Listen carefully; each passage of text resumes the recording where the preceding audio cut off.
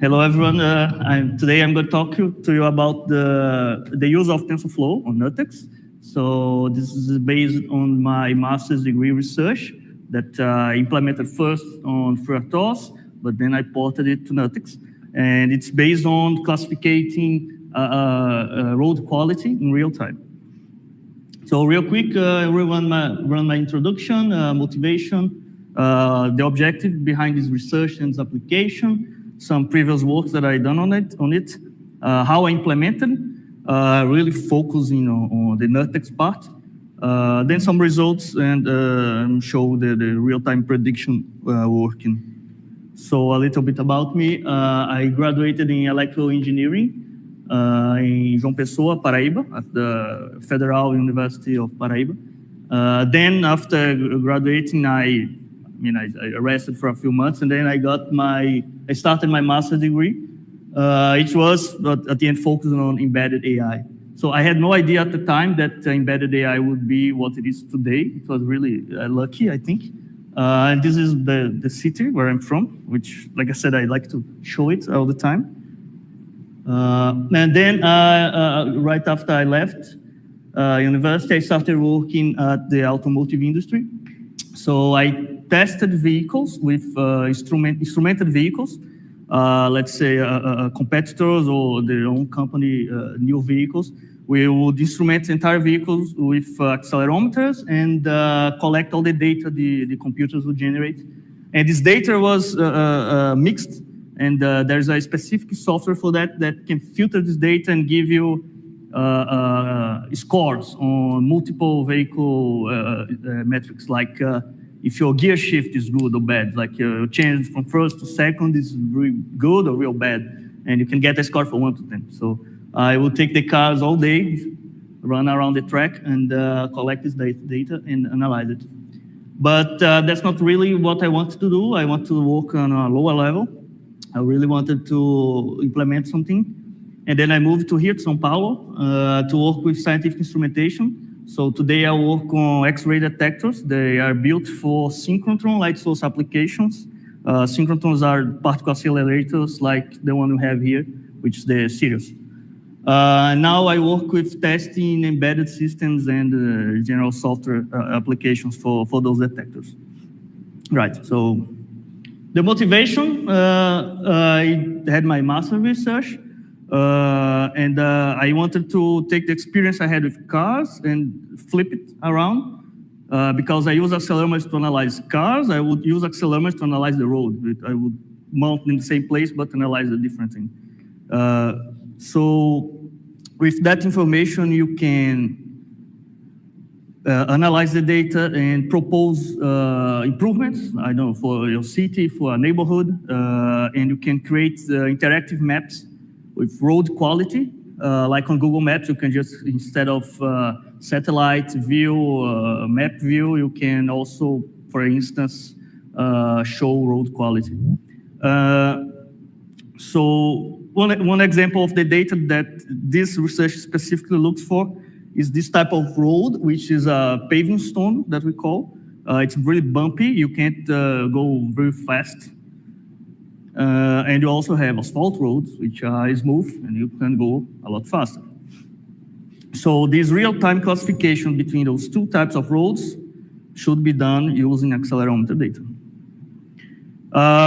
Overall, the objective here is to develop a data acquisition system which reads data from accelerometer and GPS. It must be built on a real-time operating system.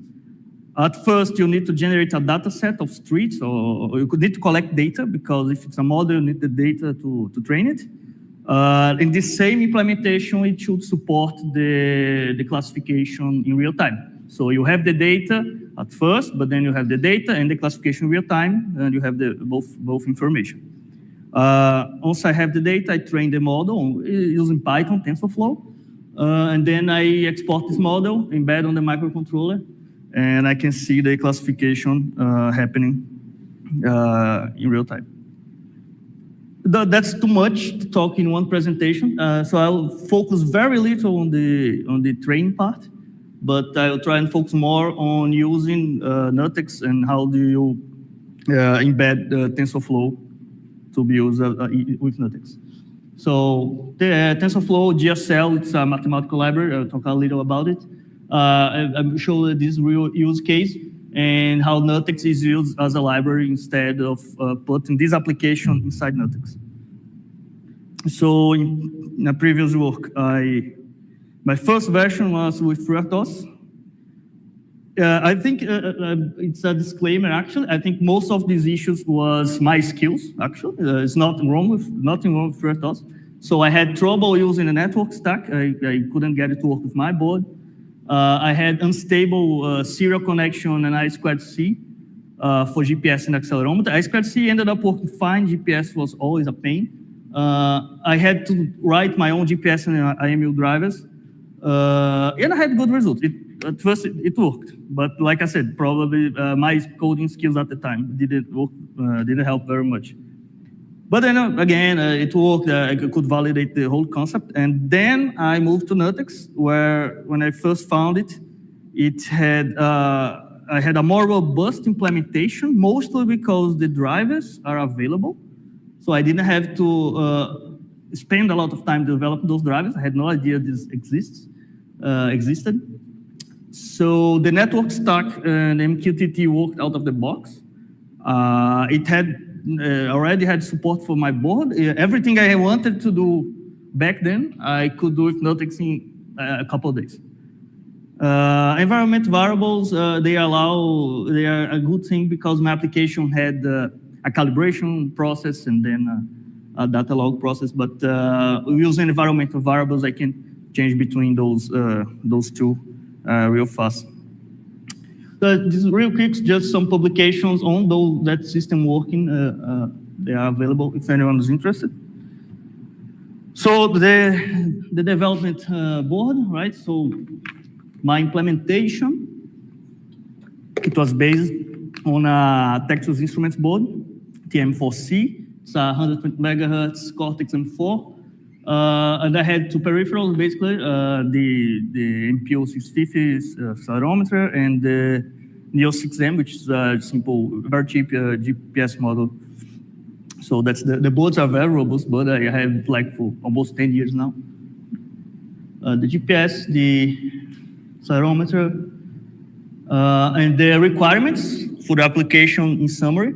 I need to read accelerometer data at 100 hertz of sample rate. I update the GPS twice a second. I need to be able to classify in real time.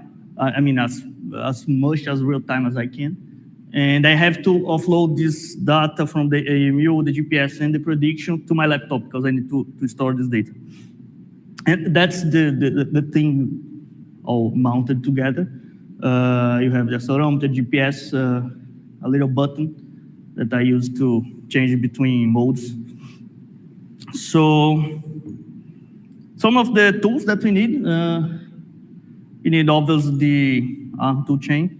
GSL, the GNU Scientific Library, it has multiple mathematical functions, statistical analysis. It's written in C. So, I mean, it sounds silly, but I wanted to, I don't know, calculate the average of, hello. Okay. I had to calculate like average of 128 sample reads. I don't know, I somehow ended up having lots of memory faults and I stopped using statistical analysis made by myself and I started using external libraries. It went a lot smoother after that. TensorFlow Lite for microcontrollers. Python obviously where we train our model. The NuttX environment and Docker. Docker, I said, is optional because at first I was coding that on Linux, but then I moved to Windows, and obviously those things didn't work on Windows. So it was a good opportunity to learn Docker, so it's an optional. Real fast, like I said, about training the model. At first, I take the car on the street, and we start acquiring the data, driving around, and we can select with our keyboard which kind of terrain we are. So if we are on 0, it's like we are not using this data. If we are at 1, we are driving asphalt. 2, we are driving in a paved stone road. This is actual, real labeled data. That's the labeling process that I'm doing to the original data. So that must be done in real time. While you are driving, you must be clicking and selecting which type of road you're driving. Then on this, we do a whole process called feature engineering. That's where I analyze the data. I separate which data is good, which statistics is usable for training a model. And I get something like that. That's an example. If I analyze x-axis, RV stands for rolling variance, that I get the peak value of it. You can see that I can separate which data comes from asphalt, which data comes from paving stones. Like the one very noisy, it correlates to this peak here, which is paving stone. It means my car vibrates a lot when I'm driving, and you can see that the graphic shows that. And when it's a lot calmer, it's when I'm driving on asphalt. The idea is to get to this difference and tell the neural network, how can you observe that and give me which kind of road I'm driving on? We use all that, put it on the training model, and you finally have a artificial neural network that you can export and you use it wherever you want. So in this case, it's a 5 input layer. So I have 3 of those features, and I have 2 more. So you put this data in, and you get one output that ranges from 0 to 1, where 0 is asphalt and 1 is paving stone. It is obviously a float value. If you get like a 0.5, it's a 50% confidence that you are driving on paving stone. So the implementation on NuttX, now going in the NuttX part, we have the GPS, the IMU, and Ethernet access. And on NuttX, we use the serial driver, IMU driver, and the network drivers along with the MQTT libraries. And we need to spin up 4 tasks. After we run our entry point, we spin up a GPS task, which using a queue, it outputs the most recent data to the sensor pool. Sensor pool is just a place where you pull all the data together, and then once you have this data, you can send it to MQTT.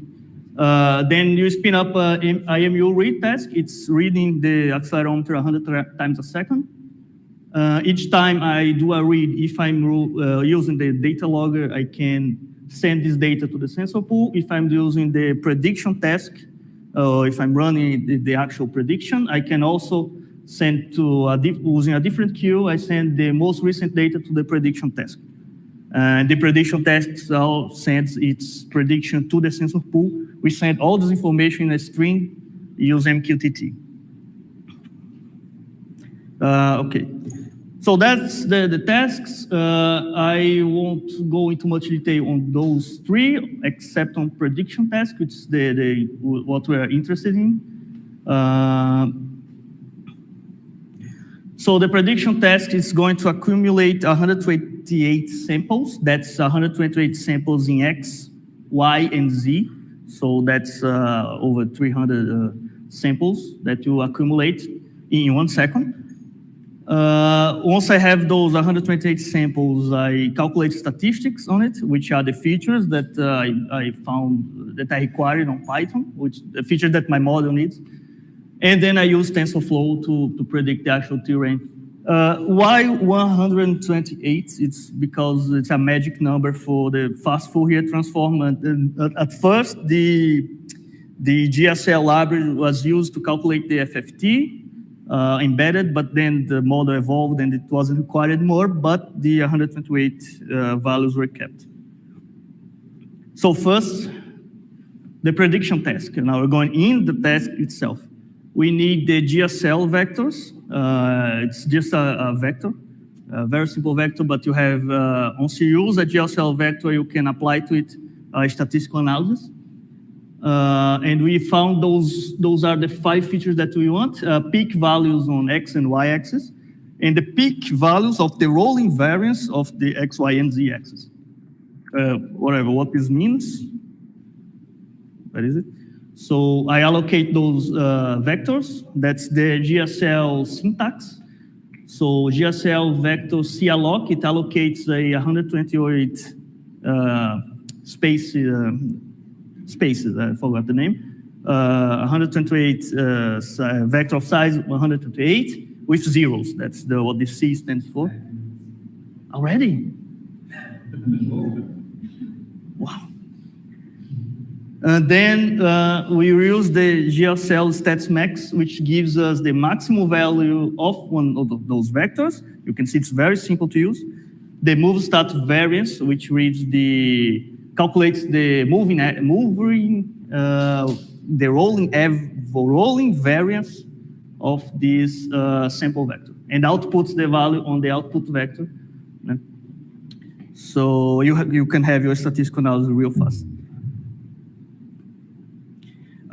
Once you have your model in Python, you can save your trained model. You just export it, and it's going to export to this kind of directory. You have variables and assets and a .pb model, which is my actual model.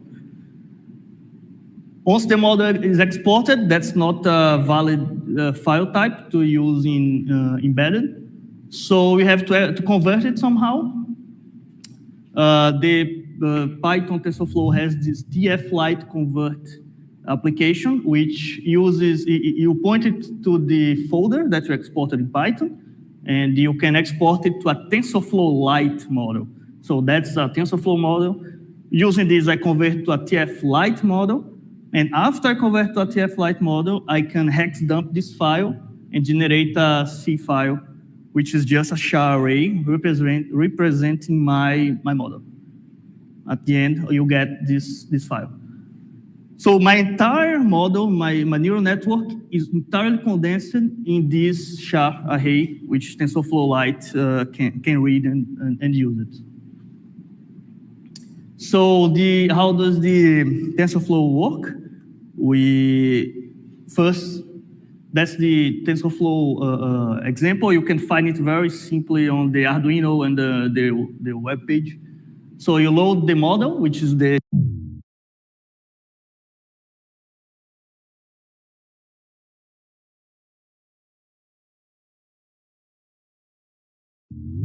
We lost the audio.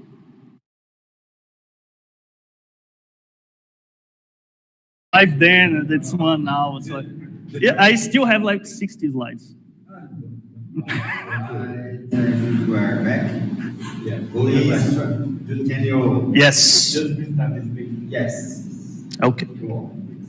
So this is the TensorFlow application. This is actually a wrapper that I can run on my PC, but I can also run it on NuttX. So I load the model. That was the char array I exported. I add the resolvers. For instance, logistics means I'm using a logistic regression, which is what you use for binary classification. You have the interpret and you allocate the tensors. If you get this far with NuttX, you're probably going to work. Until you get here, it's not going to work. Okay. Yeah, I think it's... Okay.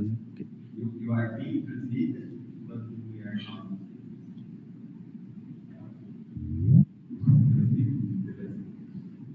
Hello? Okay.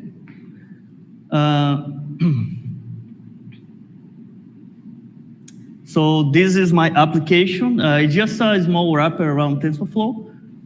With this method, I can set the input values to the neural network. And with this method, I can invoke, which runs the prediction. And I can return the output of the data from the output, or the float value 0, which is my predicted value. So the prediction task, after initializing the TensorFlow and the vectors, using the queue, I read the accelerometer data, the raw accelerometer data. I convert it to G, which is the G unit, actually. And I write this value on my vector, and I keep incrementing the sample count. Then after I hit the 128 samples, I can tell TensorFlow which values go in which input position. So input 0, you can see that's going to get the peak x-axis value, then value 1, the y-x value, and you run the statistical calculation and you put on the input of the neural network. Now, before you check the results, wow, there's a lot to talk about. I'm gonna go real fast now. That's a lot of slides. So, what is TensorFlow? TensorFlow Lite for microcontrollers is it's an implementation of TensorFlow that runs real small. You can put it on Cortex M3 with 16 kilobytes of flash that you need. It's based first on the Cortex M series, which works fine. It's recently been ported to ESP32. Those are the supported boards for now, but that's just the easy access ones. You can, like my board is not on this list. So what you do now? Well, you can clone the Lite micro. You have some build instructions on Cortex M folder, and those are the make files for other boards. Like, for instance, you have the extensor make file, the RISC-V 32 make file. And on this make file, it's gonna tell you exactly which architecture is going to support and which type of floating point you need. So that's the critical item, because when you compile TensorFlow Lite for your application, you have to make sure that the target architecture is correct, but mainly the floating point. So if your board supports soft floating point ABI, you have to compile TensorFlow for the same floating point, and NuttX has to compile to the same floating point, or else it's never going to work. So that's all you need. That's all you need to compile TensorFlow. You're gonna get the microlite library. So the GSL library, it's the other library that I was talking about. It's the scientific library. It has all those supported statistical analysis tools. Very simple to use as well, very well documented. That's how you build it. It's the same idea with TensorFlow. It's the same idea with any cross compilation. So I point to the ARM toolchain, and on C flags, I have to specify the CPU and again the floating point ABI. So that's the most important part of this compilation process. Well, then NuttX finally. What is it? So you need to enable I2C, WART, enable GPS library, etc., all the peripherals, network stack you have to enable if you want to output this data using the network. And then on NuttX, you have to also enable the float point unit, else it's not going to work. You need to use the correct ABI. You need to use, in this case, I had some issues, but that's more of my board. I had to use LLVM as well. So finally, what I do is I export I compile and export. So when you export a NuttX application, it gets all the libraries that you need, all the header files, and put it on a single tarball. And you can put NuttX inside your application and not your application inside NuttX, which makes quite a difference. I'm going to skip this part. That's just showing how I call my application, which called Surface. How do I manually input this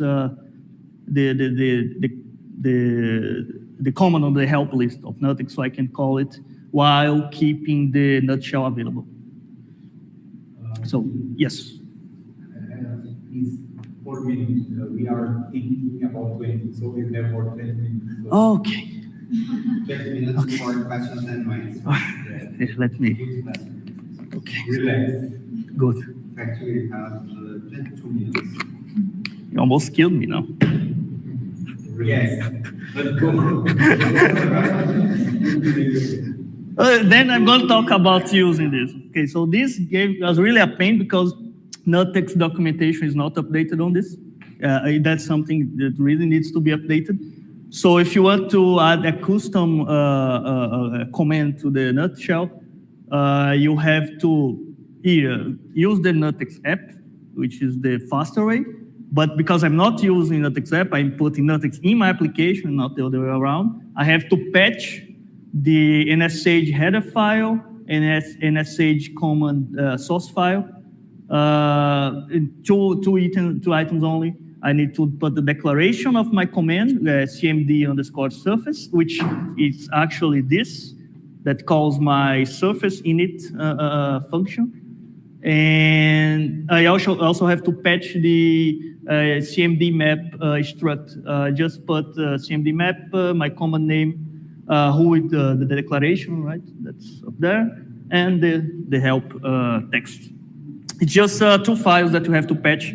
I can do that by patching once manually. I do a git diff, and I can apply a patch whenever I need it to do this again. I have an entire bash file that does this for me. So, yeah, when you do all those steps, you get your command available on the nutshell. That could be a lot faster, but we have to update the documentation.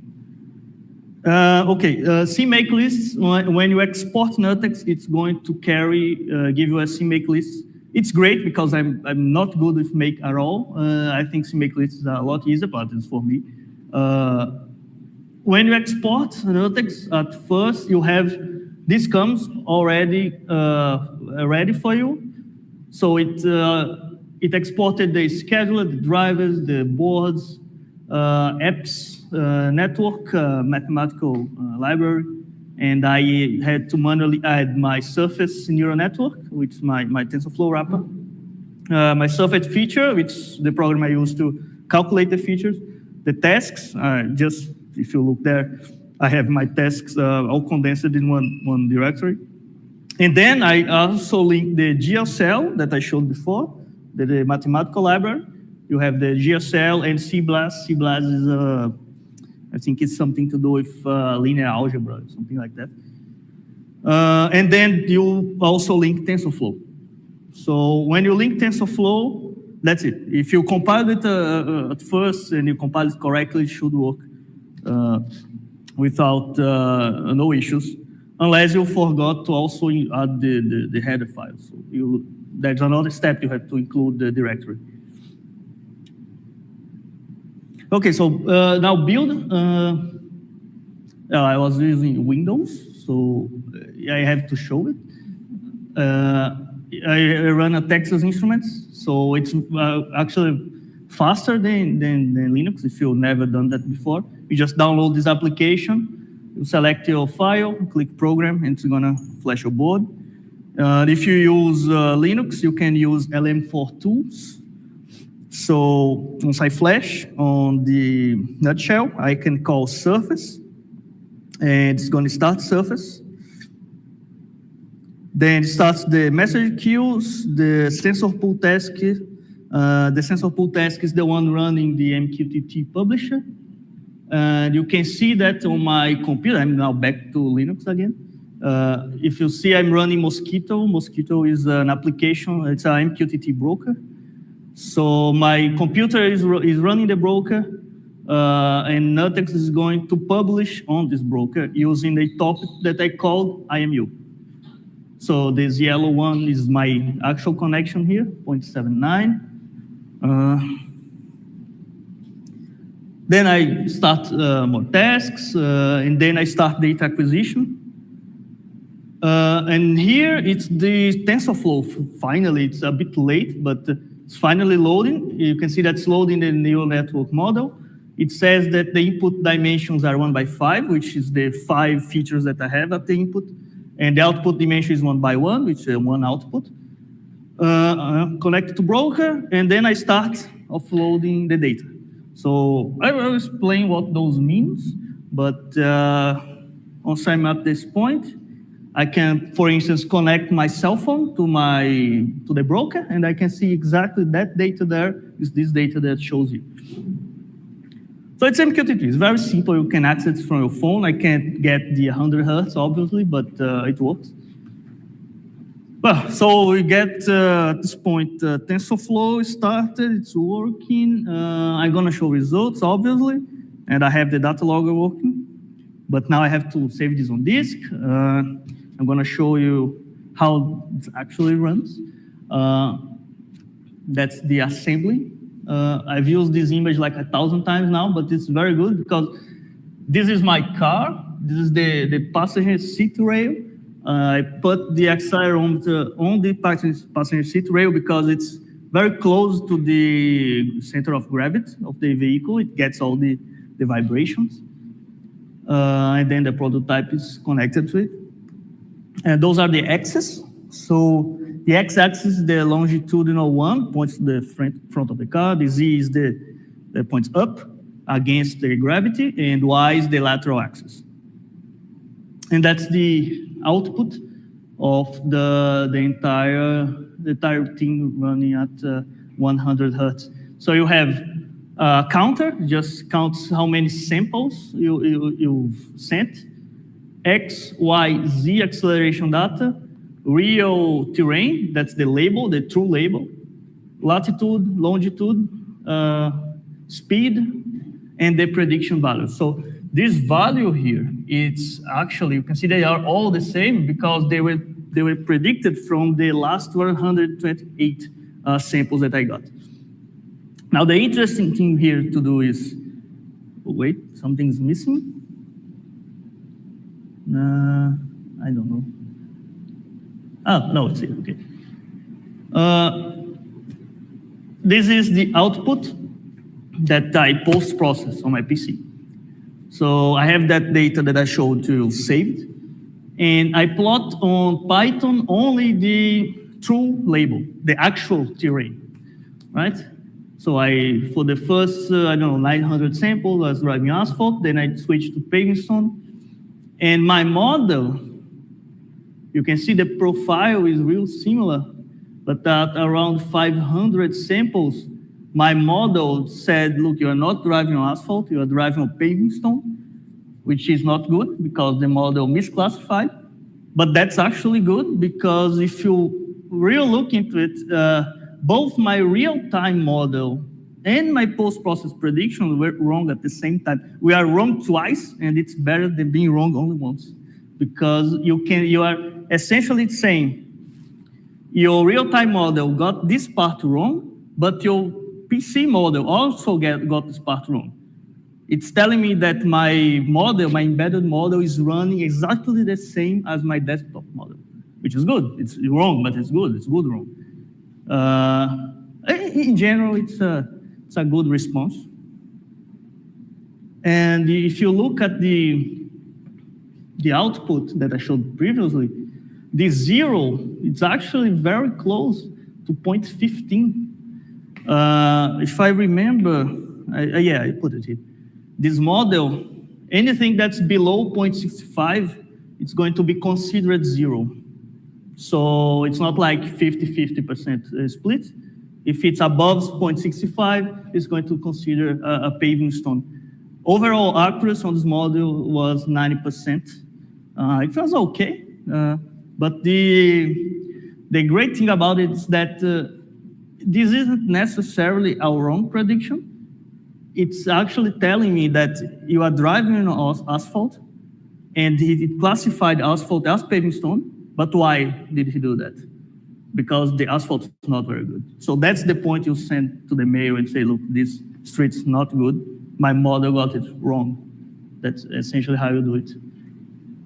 And finally, to conclude, I think, in my opinion, that NuttX offered a lot of flexibility.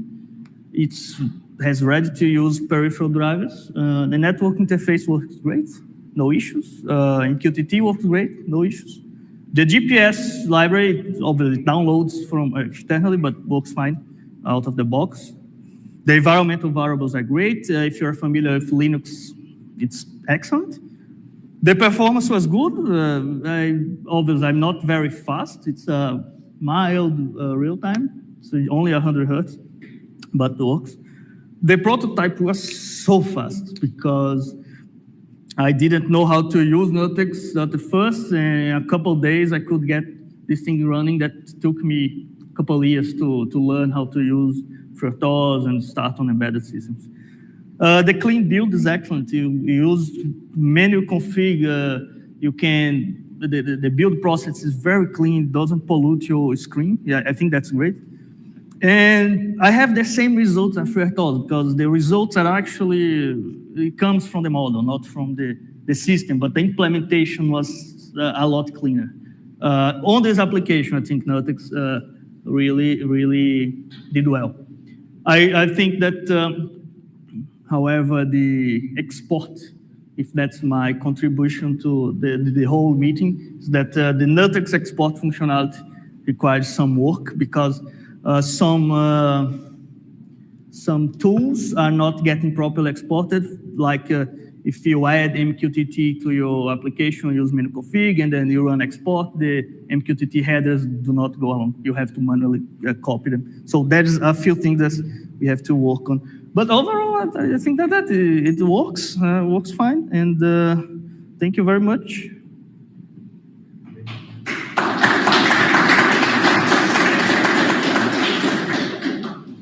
Do we have any questions before I have questions, but I will ask the audience first. You guys want to ask something? May I go? Philip, two main questions. I didn't get it exactly. Why did you need to use NuttX as a library? If you could talk a little bit more about it. And I would like to know how did you get the data to use this data in the PC to validate your real-time data? I would like to know if you send this data through MQTT or something like that, or did you save it SD card? I don't know.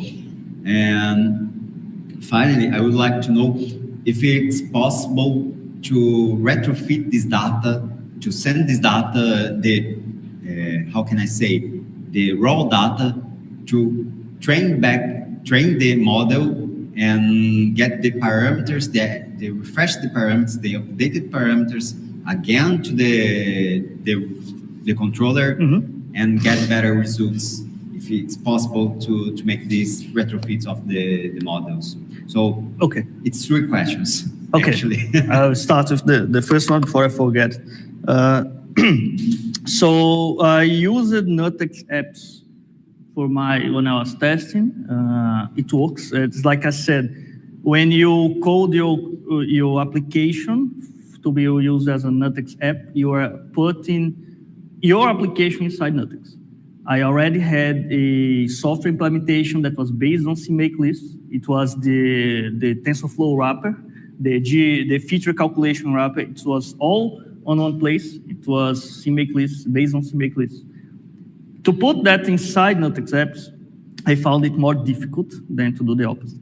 So, like I said, you have to put NuttX inside your application. It's like you put a FreeRTOS inside your firmware. I think that's how I see it, at least. I prefer to have my code base and put NuttX inside it than to put my code base inside NuttX. And in that case, you were able to use NuttX structures as a library. Yes. For instance, NuttX is running its own scheduler, its own all structures, but it is being loaded just as a library. That's the idea. Yeah, actually, when you flash, if I didn't have my entire application, it would just be NuttX pure.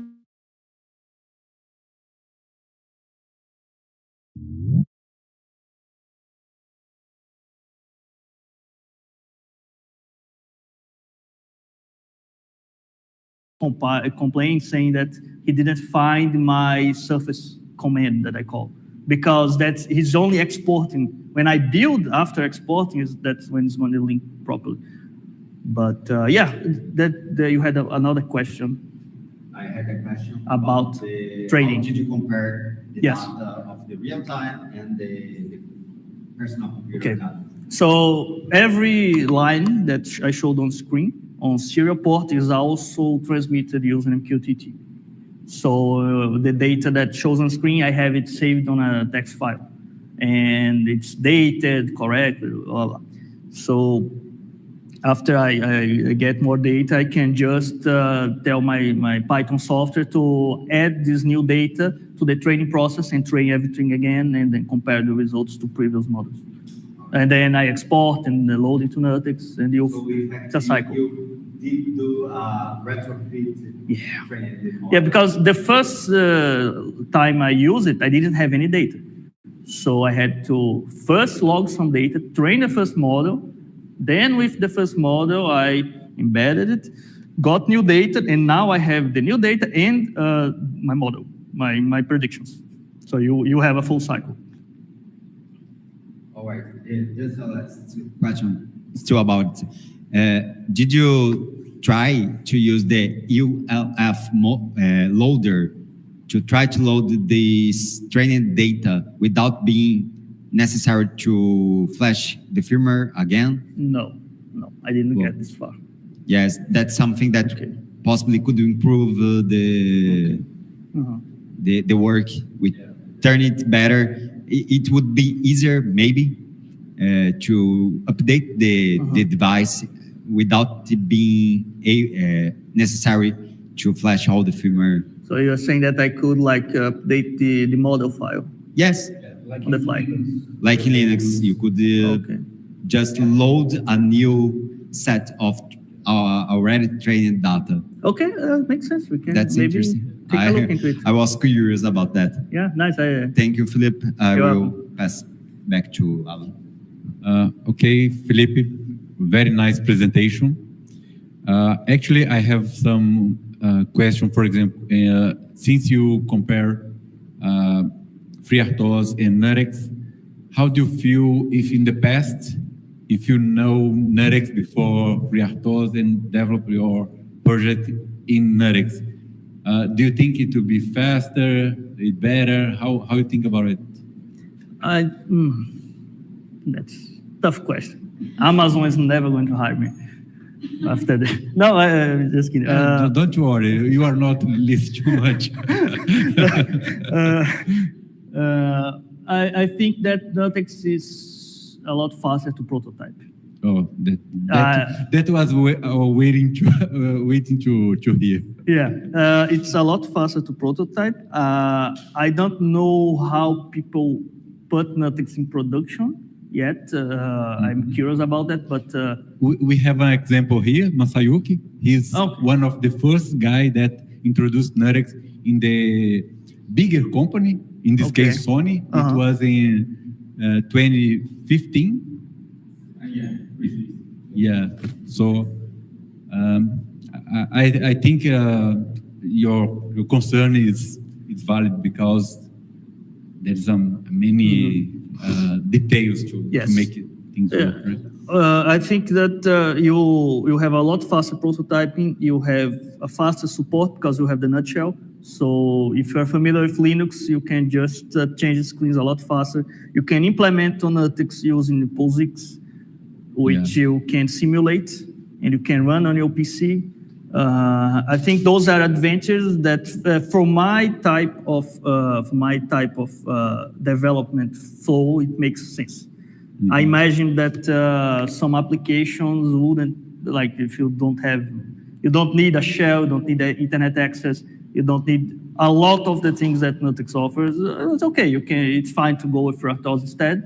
But I still think NuttX would be faster to prototype. Yeah, thank you. The last question is actually for the audience. Who he wants to have some course about NuttX and Tensorflow with Felipe? Yes, I think many people here would like to have some course showing this work you did, because TensorFlow and AI is a very hot topic and very useful. I think AI is not the future; it's already the present. Yeah, I agree. Yeah. About the NuttX part about other platforms for the AI. I think Alin can talk about it because he was supporting other platform or AI. Right, Ali? Yes, there has been some work in NuttX to put some functionality on presence. So if you get the SDK, you also have TensorFlow Lite on this presence board. I didn't manage to implement the TensorFlow Lite in NuttX due to the lack of time, but you have the other frameworks already implemented.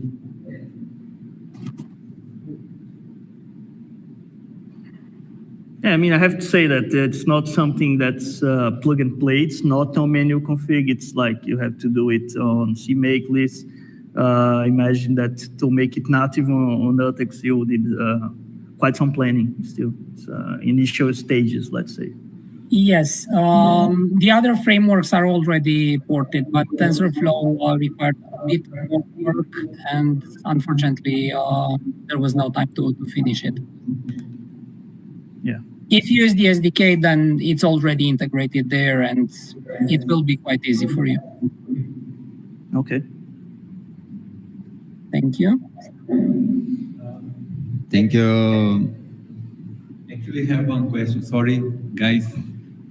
Actually, have one question, a general question in the. Yeah. Right. So. Well, thank Felipe for You're this welcome. awesome presentation. And if you guys from the YouTube or here locally has something to ask him, you can do this by chat or in person, since you are here.